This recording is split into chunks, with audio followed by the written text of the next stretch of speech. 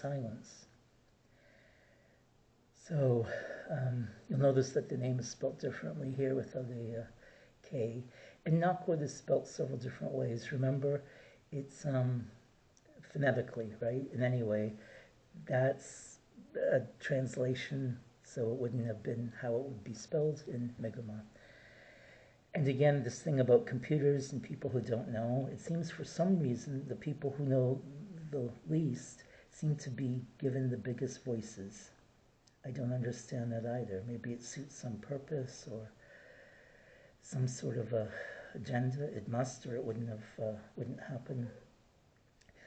I know that there's something called the Jay Treaty, written in 1794, and there was a student who came up from the States, and he was claiming Native ancestry. Didn't have any proof except claimed all the records were burned, and that's a big lookout when someone claims all the records were destroyed. You know, okay, this is a story, because records were kept like on the reserve of the local place where people were born. If there wasn't a reserve yet, the nearest local town would have had a record of it, right?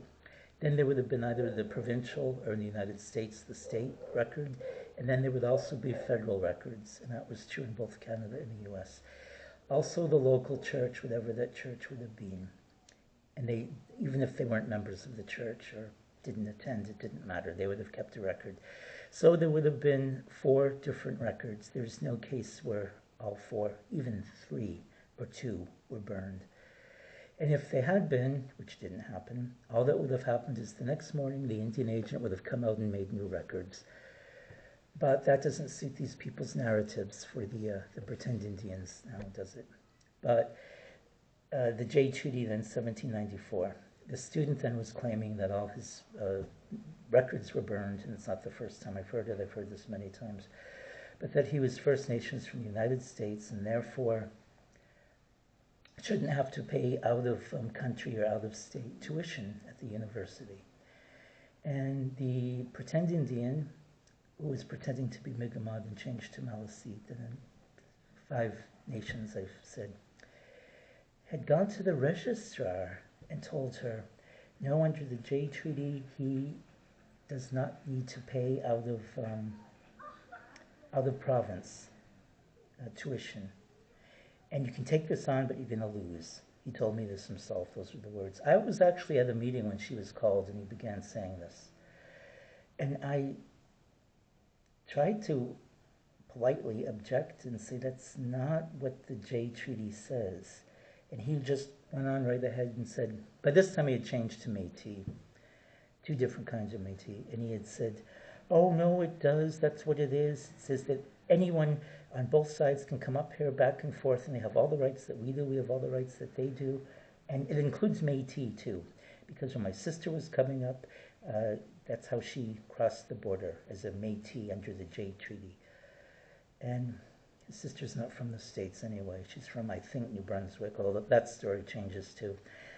I did say again, that's not what the Jay Treaty says. The Jay Treaty was written in 1794 in Paris because he claimed a number of Native elders sat down and wrote it. They said we had nothing to do with it, nothing. There was no input from any First Nations person. The Jay Treaty was written in Paris in 1794, and it was to try to figure out a way to stop what was happening with the privateering between England and what was then the United States. What had just become the United States. That's what it was about. And Native people, First Nations people were mentioned kind of as an aside.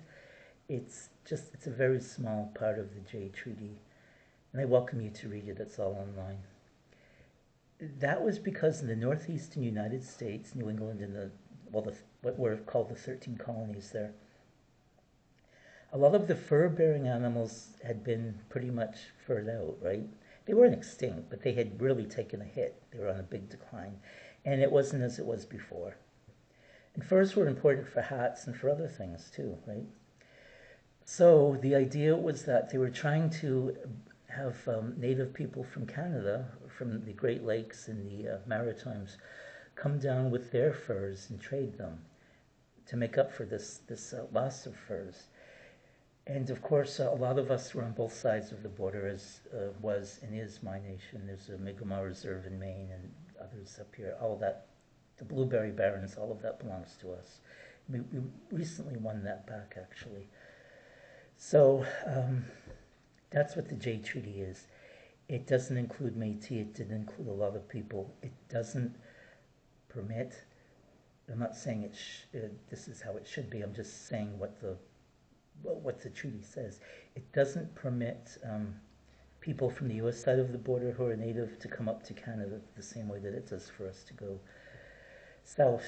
And it really doesn't address a large number of people.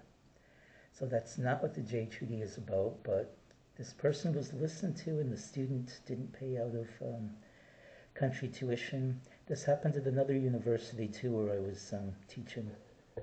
And it's almost the same script.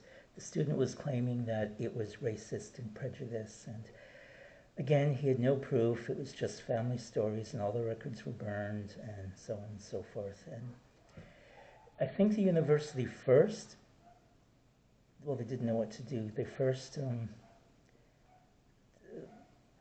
lessened or abated the tuition, and then a number of us were talking, because it started growing bigger and bigger, and there were more and more people claiming this. And it happened that one student was asking for money because he was First Nations, and he said his reserve wouldn't pay for the tuition or give him anything. And that's not automatic anyway. For instance, in my reserve, there are only 16 spaces, so you've got to apply for one of those 16, and they have a council, and they talk about it, and they weigh it out, and that's for anything. If you wanted to go to college or university or take a training program, that's the number of slots there are, period. So not everyone gets free education. That's one of the big myths.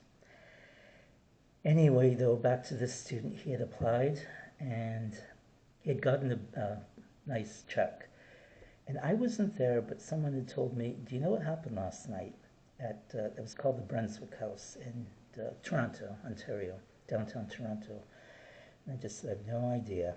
I can only imagine. And the person was telling me the story of two people in medical school, and they were laughing about having clicked the box to be First Nations, and that they had received money. And they were buying everyone rounds of drinks with that and laughing at how easy it was. So I said, you really need to tell someone this. And the person said, well, I'm embarrassed. And I said, well, I didn't see it.